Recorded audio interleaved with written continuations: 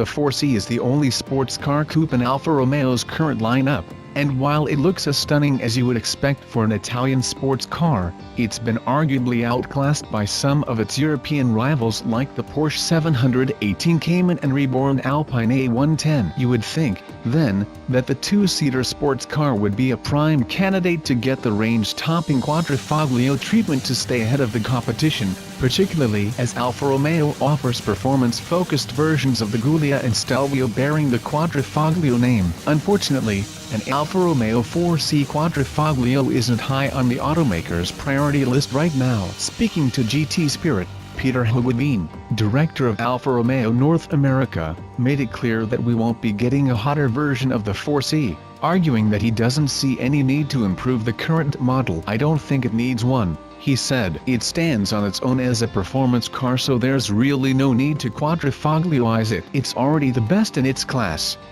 That's a bold statement, particularly when you consider how well received the reborn Alpine A110 has been thanks to its aluminium construction that makes it extremely agile. Responding to rumors that the 4C is being killed off due to dismal sales, Hogeveen assured the publication that the car is still available. "They are custom built to order. They are very special," he said. He refused to talk about the rumored updated model, though reports have suggested that the Alfa Romeo 4C is getting an overhaul later this year with revamped suspension, steering, and possibly a new engine. If this doesn't happen, we could be seeing a new Alfa Romeo 6C sports coupe positioned above the 4C to rival the Jaguar F-Type if rumors are to be believed.